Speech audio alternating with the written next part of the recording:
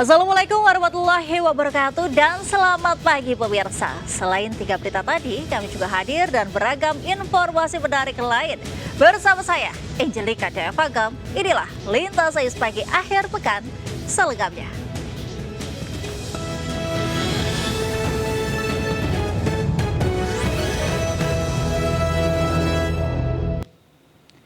Pemirsa, sempat viral di media sosial, orang tua yang menduga bayinya tertukar di sebuah rumah sakit di Jakarta. Orang tua bayi itu akhirnya mengadu ke Komisi Perlindungan Anak Indonesia, meminta anggota komisi mengungkap kebenaran dalam kasus tersebut.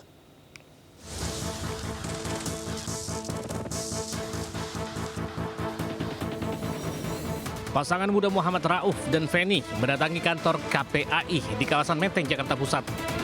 Mereka membawa sejumlah berkas sebagai bukti terkait dugaan tertukarnya bayi mereka di rumah sakit.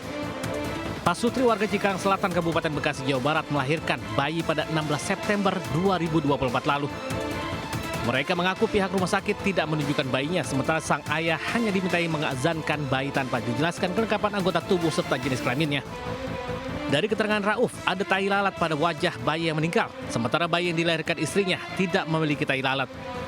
Ironisnya, bayi yang diduga tertukar tersebut justru dikabarkan pihak rumah sakit telah meninggal dunia. Karena bayi saya tuh dari awal lahir, ibunya nggak diperlihatkan.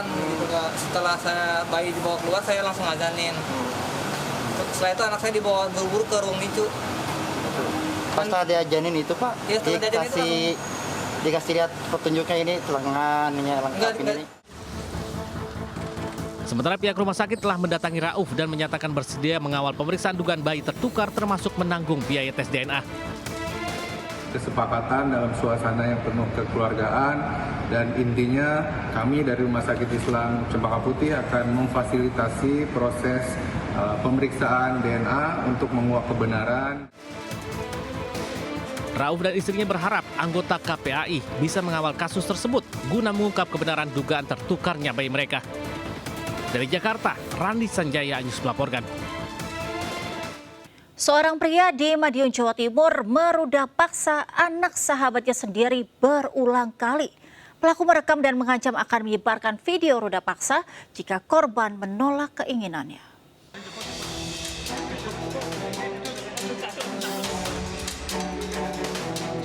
Polisi menangkap RDP di rumahnya di Kecamatan Pilang Kenceng, Madiun, Jawa Timur. Pria 30 tahun ini ditangkap setelah merudah paksa anak sahabatnya selama 3 tahun. Dalam aksinya, pelaku memperdaya korban yang masih kelas 8 SMP itu dengan mengajak makan dan membawa korban ke sebuah hotel. Pelaku mengajak korban berhubungan badan layaknya suami istri.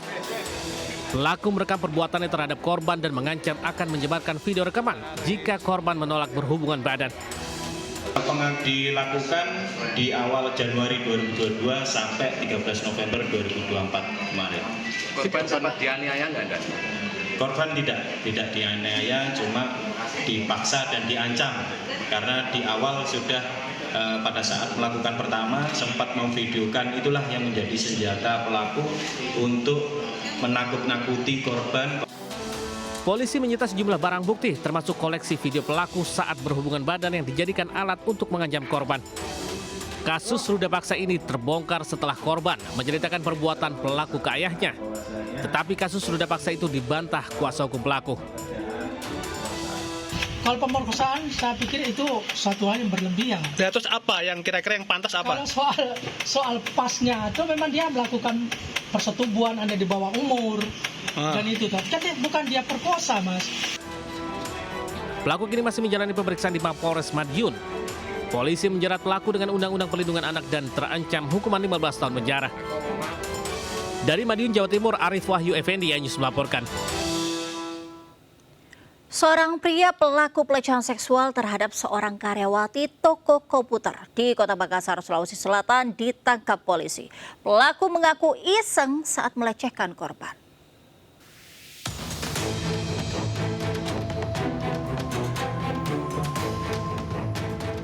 Rekaman CCTV berdurasi 1 menit lebih merekam kedatangan pelaku berinisial TD saat tiba di sebuah toko komputer di Jalan Metro Tanjung Bunga, Tamalate, Makassar, Sulawesi Selatan. Pelaku lalu masuk ke toko dan berkeliling mencari stick game. Korban yang saat itu mendampingi pelaku mencari barang menarik perhatian pelaku. Begitu melihat ada kesempatan, pelaku langsung beraksi dengan cara menggosokkan alat kelaminnya ke bagian belakang korban saat sedang tertunduk mengatur barang. Korban yang sadar sempat menegur pelaku, namun sempat mengelak lalu memilih kabur dengan kendaraan sepeda motor miliknya. Dari rekaman CCTV yang viral, unit Jatanras Polrestabes Makassar langsung bergerak cepat dan mengamankan pelaku di tempat kerjanya. Ini sedang kita lakukan pemeriksaan untuk pendalaman. Modus yang digunakan pelaku sendiri, Pak? Ya, kalau modus ini masih didalami juga, yang jelas faktanya yang bersangkutan juga sudah diakui juga. Ya, modus kata iseng. Saat ini masih kita lakukan pendalaman ya.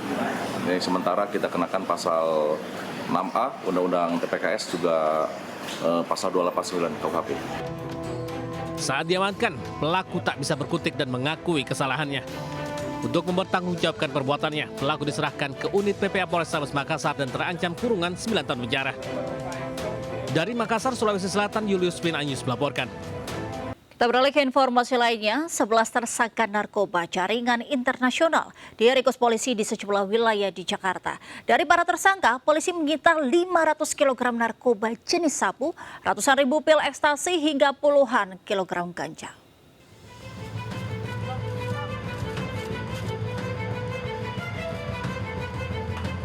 Sebelas tersangka kasus narkotika digiring polisi ke area pemusnahan narkoba di Rumah Sakit Angkatan Darat Gatot Subroto, Senen, Jakarta Pusat.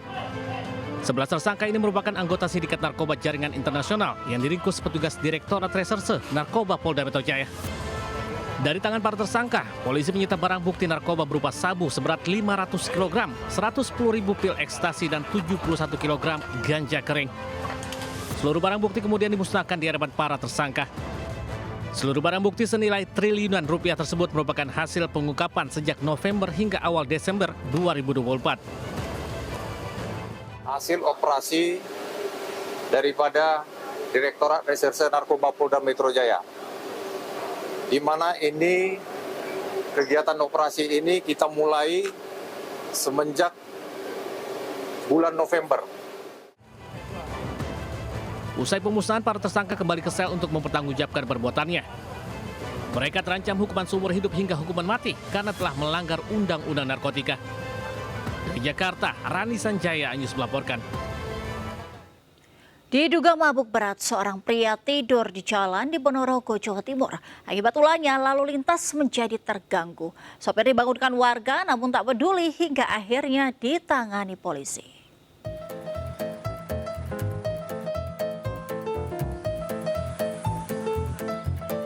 Sebuah mobil berhenti di lampu merah Jalan Sultan Agung, Ponorogo, Jawa Timur hingga 1 jam lamanya. Akibatnya, pengguna jalan lain pun terganggu karena posisi mobil berada di tengah jalan. Warga yang curiga memeriksa kondisi sopir mobil. Saat dibangunkan, ia tak kunjung sadar hingga akhirnya petugas Polsek Ponorogo pun turun tangan. Polisi bersama warga kemudian menepikan kendaraan ke tempat yang lebih aman. Saat diperiksa, sopir mengaku kelelahan dan akan pulang. Tadi ada anak muda juga sama. Anak muda datang, bangunkan juga nggak bangun. Sampai saya juga ikut berhenti tadi. Kondisinya nggak sadar. Berarti sampai berapa lama dia di situ berhenti? Lama Pak, mungkin dari 3:30 mungkin. Namun setelah diizinkan pulang, ternyata kendaraan itu tidak mengarah ke rumahnya, namun melaju ke arah luar kota Ponorogo dengan kecepatan tinggi. Dari Ponorogo, Jawa Timur, Ahmad Subeki Anyus melaporkan. Aksi pencurian motor gagal dan terekam CCTV saat pelaku tak mampu mencongkel kunci kontak di kawasan Durensawit, Jakarta Timur. Meski menggunakan kunci letter T, upaya pencurian itu tidak membuahkan hasil.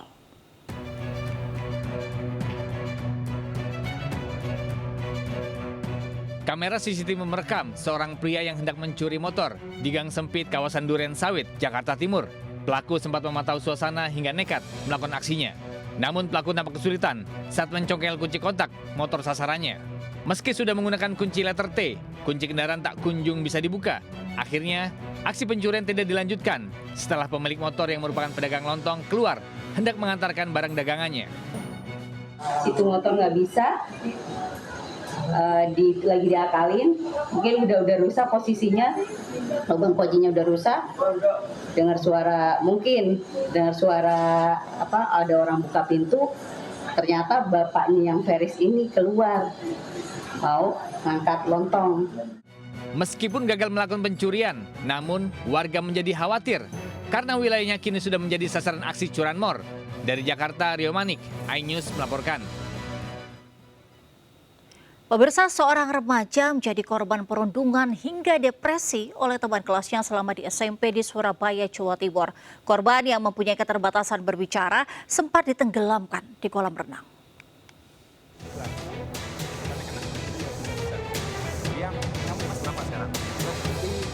Curahan hati seorang pelajar SMP di Surabaya, Jawa Timur kepada salah seorang konten kreator viral di media sosial. Remaja ini mengaku menjadi korban perundungan teman-temannya sejak masuk SMP hingga kelas 3. Korban mengaku kerap dianiaya, diancam bahkan pernah ditenggelamkan di kolam renang. Korban mengaku sempat melaporkan kejadian perundungan ini ke pihak sekolah namun tidak ditanggapi secara serius. Akibatnya, aksi perundungan terus berlangsung. Karena tidak kuat terus dibully, korban akhirnya melaporkan kasusnya ke Polres Pelabuhan Tanjung Perak, Surabaya. Polisi sendiri sudah memanggil 6 siswa yang diduga pelaku perundungan dan kepala sekolah. Meremas kemaluan juga berakal juga sama susunya korban. Itu teman satu kelas atau teman? Satu kelas. Yang melakukan teman satu kelas. Sejak tahun 2002 sampai sekarang. Terus kenapa baru melaporkan kali ini, Pak? Karena saat korban mengadu ya, itu tidak ada solusi apapun. Bahkan teman diancam oleh pihak sekolah. Banyak anak-anak siswa tersebut dari pihak sekolah juga kami periksa. Totalnya berapa? Totalnya nanti kami beritahu lebih lanjut, oke? Selain siswa, siapa saja dong? Selain dari siswa juga kami melakukan pemeriksaan dari pihak sekolah juga. Polisi telah memeriksa 9 saksi dalam kasus ini, sementara korban kini dalam pendampingan Dinas Pemberdayaan Perempuan, Perlindungan Anak dan Kependudukan Kota Surabaya. Dari Surabaya, Jawa Timur, Nur Safei, iNews melaporkan. Pemirsa, kisah inspiratif muncul dari Rajani, bocah 9 tahun asal Riau yang mempunyai segudang prestasi di olahraga golf. Berlatih sejak usia 5 tahun, Rajani Francisca Wijaya berhasil meraih puluhan medali dari beragam turnamen golf.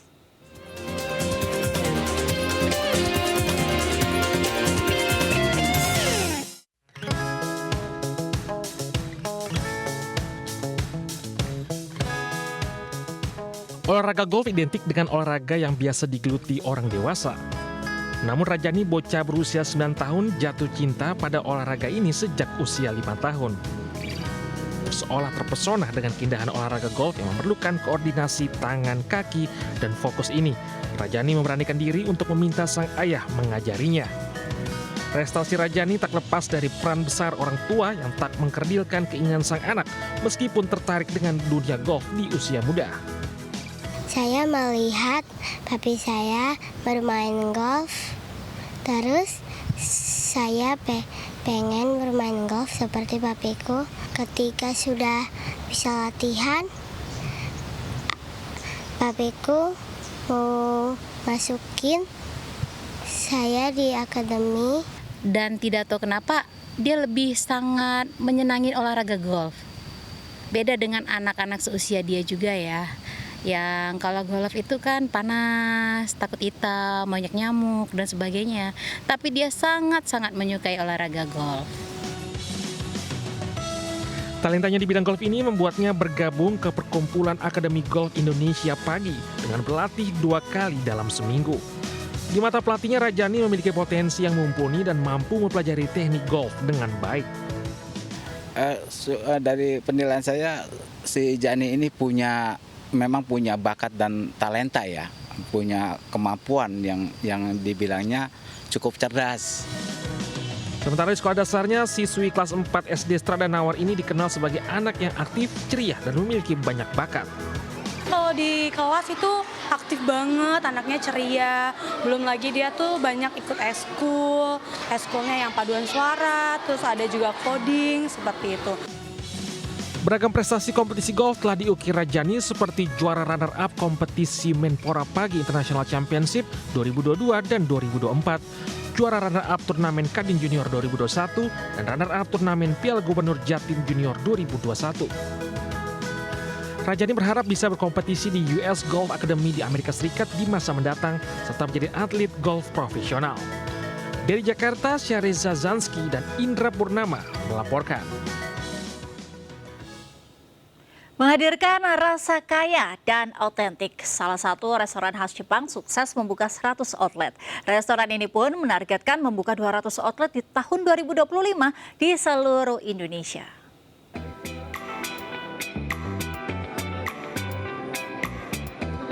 Salah satu restoran ramen halal terkemuka di Indonesia, Ramennya, resmi membuka outlet ke-100 di Mall Matahari dan Mogot, Jakarta.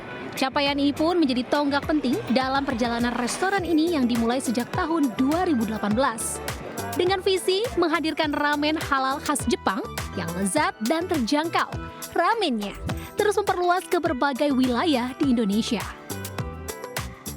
Tahun depan kita bakal menciptakan menu baru ya, doain aja. Kita juga lagi garap semuanya, jadi biar bisa terus menciptakan hal-hal baru lah buat ramennya dan buat pecinta-pecinta ramennya gitu. Ramen Jepang yang memang menyesuaikan lidah orang Indonesia. Gitu. Ramennya dikenal dengan sajian ramen bersertifikasi halal, enak dan harganya pun murah. Beragam menu khas Jepang dengan bahan berkualitas yang disesuaikan dengan selera lokal disajikan, memberikan pengalaman kuliner tak terlupakan. Di Jakarta, Adisa Septia, iNews melaporkan. Kita beralih ke informasi lainnya, pasang air laut atau banjirop kembali merendam permukiman warga di kawasan Muara Angke, Penjaringan, Jakarta Utara Jumat pagi. Ketinggian banjir yang mencapai 50 cm mengakibatkan aktivitas warga terganggu.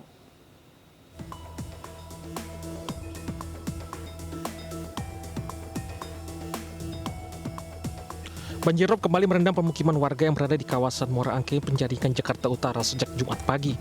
Banjir yang terjadi akibat pasang air laut ini membuat ratusan rumah di RT 12 RW 22 Muara Angke terendam. Tak hanya permukiman warga, banjir juga mencapai ketinggian 50 cm, merendam ruas jalan sehingga tak dapat dilalui oleh kendaraan sepeda motor. Akibat banjir, aktivitas warga terganggu dan sudah ada warga yang akan mengungsi ke rumah kerabatnya. Sementara petugas sumber daya air yang berada di lokasi mempersiapkan pompa air untuk atasi banjirop. Tapi dalam, Bu? Pokoknya di gang saya itu ya udah segini sih, segini.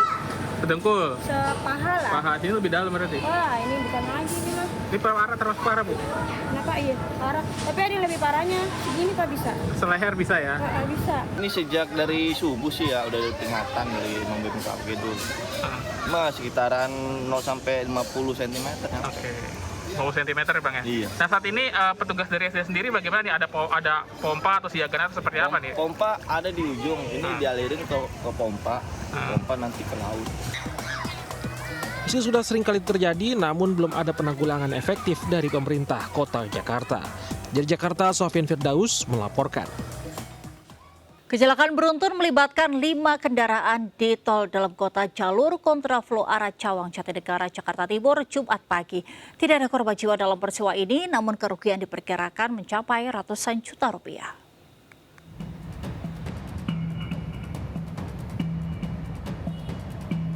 Kecelakaan beruntun melibatkan 6 kendaraan di tol dalam kota pada jalur kontraflow. Kejadian yang terjadi di kilometer 0,600 dari Pancoran menuju ke Cawang Halim. Diduga kecelakaan terjadi akibat salah satu kendaraan yang masuk ke jalur kontraflow dari arah Pancoran. Sang sopir diduga hilang kendali akibat mengantuk. Tabrakan pun tak terhindarkan. Seluruh kendaraan yang terlibat dievakuasi ke satu Laka Lantas Jakarta Timur. Sempat terjadi kemacetan panjang selama proses evakuasi berlangsung hingga Gatot Subroto. Penyebabnya nggak tahu ya Bang ya tadi? Penyebabnya nggak tahu, tiba-tiba langsung aja itu. Apaan aja Bang kendaraannya Bang? Tadi ada korban nggak sih Bang? Kalau dilihat sih belum ada, nggak ada, cuma kerusakan kendaraan aja. Akibat peristiwa ini, 2 orang alami luka ringan hingga patah tulang. Kasus kecelakaan kini ditangani unit Laka Lantas Polda Metro Jaya. Arus lalu lintas di tol dalam kota telah kembali normal. Di Jakarta, Rio Manik, iNews melaporkan. Pemirsa, PT Media Nusantara Citra Tbk meraih penghargaan dalam ajang apresiasi Indeks Integritas Bisnis Lestari 2024. Perusahaan berkode emiten MNCN ini dinilai memiliki bisnis yang berkelanjutan, berintegritas tinggi, serta memiliki komitmen terhadap masa depan yang lebih baik.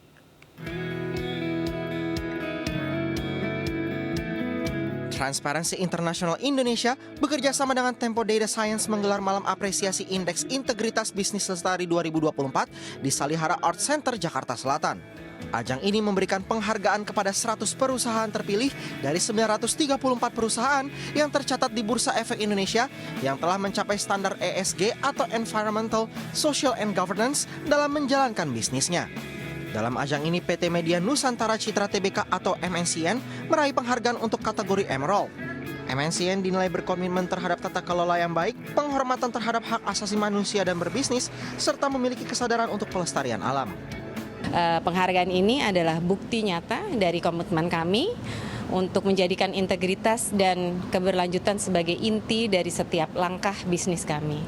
Terima kasih kepada Tempo Data Science dari Transparency International Indonesia atas inisiatif yang luar biasa ini. Kedepannya semoga penghargaan ini menginspirasi kita semua untuk terus mendorong praktik bisnis yang lebih transparan dan berkelanjutan. Penghargaan ini menjadi pemicu bagi PT Media Nusantara Citra Tbk untuk menjadi perusahaan yang berkomitmen untuk terus berkontribusi positif bagi masyarakat, bangsa, dan negara. Dari Jakarta, Dilami Aulia, Pandu Priyo IG, iNews melaporkan. Pemirsa, Wakil Presiden Gibran Rakabuming Raka menghadiri acara konferensi besar Konbes Fatayat Nahdlatul Ulama yang digelar di kawasan Menteng, Jakarta Pusat. Gibran mengungkapkan bahwa wanita merupakan tiang negara dan menyinggung bahwa Kabinet Merah Putih banyak diisi oleh kaum perempuan. Didampingi Panglima TNI dan Kapolri, Wakil Presiden Gibran Rakabuming Raka membuka langsung konferensi besar Fatayat Nahdlatul Ulama yang digelar di Menteng, Jakarta Pusat. Dalam pidatonya, Gibran menyatakan perempuan memiliki peran besar dalam keluarga, diantaranya kesehatan keluarga, pendidikan anak, hingga pengelolaan keuangan. Gibran menyebut Kabinet Merah Putih diisi sebanyak 16 perempuan hebat, baik di posisi menteri, wakil menteri, hingga utusan khusus. Ada menteri, ada wakil menteri, ada utusan khusus. Dan beliau-beliau ini menempati posisi yang sangat strategis sekali. Menteri Keuangan, Menteri Pomgiji, Menteri Perlindungan dan Pemberdayaan Perempuan dan Anak. Pasangan Cagup-Cawagup Ridwan Kamil Suswono menerima secara ikhlas hasil Pilkada Jakarta 2024. Pasangan yang didukung Kim Plus ini juga memberi selamat kepada pemenang Pilgub Pramono Rano Karno dan menitip aspirasi warga Jakarta.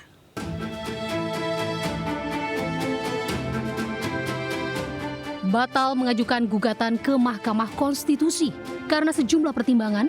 Kini pasangan Cagup-Cawagup nomor urut 1 Jakarta Ridwan Kamil Suswono mengakui kekalahannya di Pilgub Jakarta 2024. Pasangan Rido mengucapkan selamat kepada pemenang paslon nomor urut 3 Jakarta Pramono Anung Rano Karno yang memperoleh 2,1 juta suara.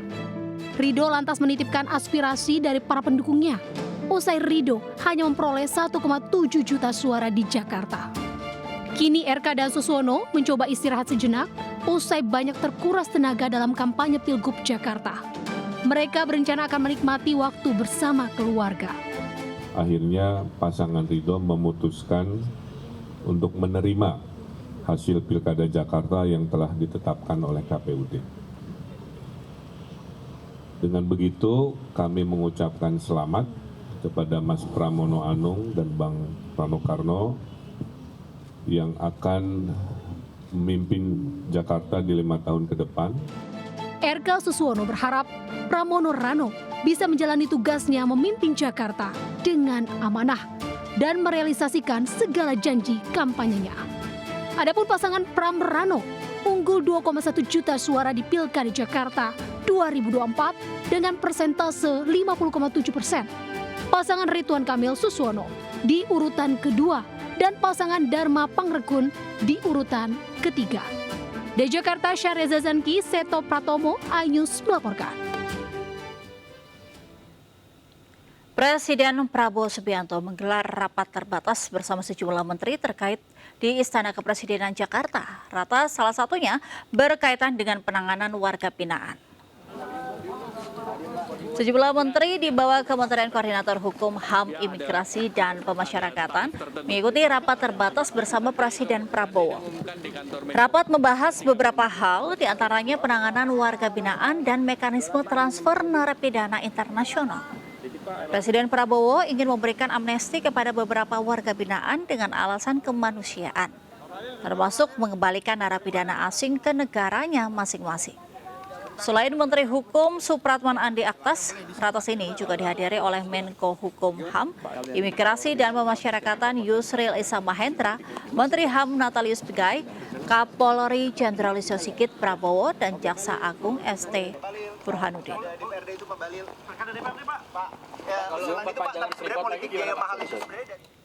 Pemirsa, karena kekecilan dan dipaksa masuk, cincin kawin tersangkut di jari seorang mempelai pria di kota Metro Lampung. Setelah jarinya bengkak, keluarga meminta pertolongan damkar untuk melepas cincin tersebut.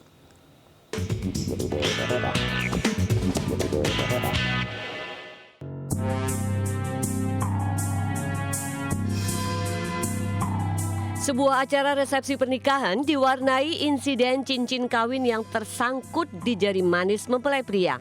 Diduga cincin itu kekecilan dan dipaksa masuk hingga jari pemakainya membengkak. Sang mempelai sempat berusaha mengeluarkan sendiri cincin dari jarinya, namun tak berhasil. Selang beberapa jam, keluarga akhirnya meminta tolong petugas damkar. Dengan gerindam ini, cincin akhirnya bisa dilepas dan gelaran resepsi pun bisa dilanjutkan kembali. Petugas pemadam kebakaran Kota Metro menghimbau kepada masyarakat untuk tidak segan meminta pertolongan tanpa perlu khawatir karena tanpa biaya alias gratis. Dari Kota Metro Lampung, Tinus Suristanto, iNews melaporkan. Pemirsa, kebakaran hebat melahap sebuah gudang kapas di kawasan Cibinong Center Industrial Estate, Kabupaten Bogor, Jawa Barat. Petugas damkar sempat kesulitan memadamkan api lantaran banyaknya bahan yang mudah terbakar.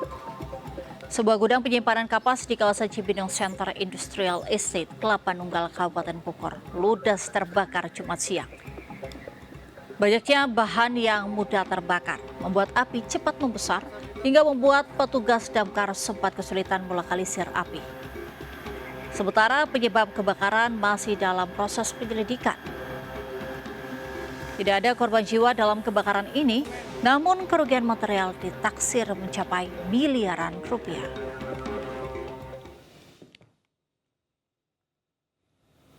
Seorang warga nekat hendak membakar kantor desa dengan menyiram BBM bercampur oli lantaran kesal dengan pemerintah desa. Aksi warga tersebut viral di media sosial.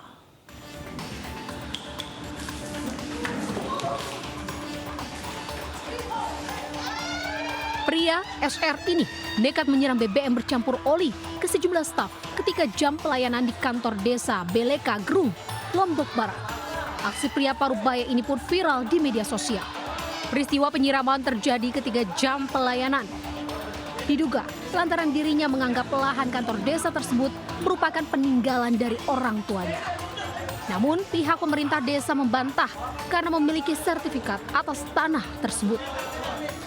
Sebelumnya, persoalan tersebut pernah dimediasi di BPN setempat, namun menemui jalan buntu. Kini pihak kepolisian tengah mendalami motif utama dari pelaku yang nekat ingin membakar kantor desa.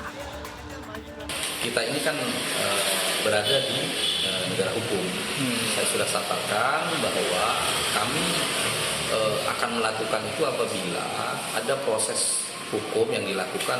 Jadi kami periksa beliau di sini. Statusnya masih kami periksa dulu. Kebetulan Pak Kades juga baru buat laporan. Masalah penyiraman ini. Kini pihak kepolisian masih juga terus bersiaga di kantor desa guna mengantisipasi aksi penyerangan susulan.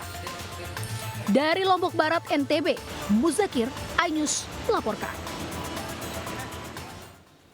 Sepeda motor milik warga yang dibawa kabur komplotan pencurian sepeda motor di sebuah kontrakan di Kabupaten Bogor, Jawa Barat berhasil digagalkan emak-emak. Hal ini pun membuat para pelaku kocar-kacir lantaran sepeda motor pelaku mogok. Ya Allah, dapat motornya, Bu. Alhamdulillah. Dari video amatir warga, tampak mama menaiki sepeda motor yang nyaris dicuri, sementara motor milik pelaku tergeletak di tanah, ditinggal kabur. Aksi gagalkan pencurian sepeda motor di sebuah kontrakan oleh mak-mak terjadi di Desa Cicadas, Kecamatan Gunung Putri, Kabupaten Bogor, Jawa Barat. Aksi sang mak pun viral di media sosial. Sebelumnya kedua pelaku menjebol kunci sepeda motor di sebuah kontrakan, namun saat motor dibawa kabur sekitar 100 meter kepergok oleh korban yang mengejar sambil teriak maling. Kedua pelaku pun kabur, namun apes saat berada di gang motornya alami mogok diduga kehabisan bensin. Pelaku yang panik karena jadi perhatian warga, mak-mak langsung meninggalkan motornya dan motor milik korban. Sementara itu, korban telah membuat laporan kasus pencurian motor ini ke kantor Polsek Gunung Putri. Selain itu, sepeda motor korban dan pelaku kini diamankan di Mapolsek Gunung Putri guna penyelidikan lebih lanjut. Dari Kabupaten Bogor, Jawa Barat, Cahyat Supriyatna News melaporkan. Pemirsa, mesin dispenser SPBU meledak hingga menyebabkan satu petugas terluka bakar di Pondok Bambu, Durensawit, Jakarta Timur. Polisi yang datang ke lokasi langsung memasang garis polisi dan menyelidiki penyebab ledakan.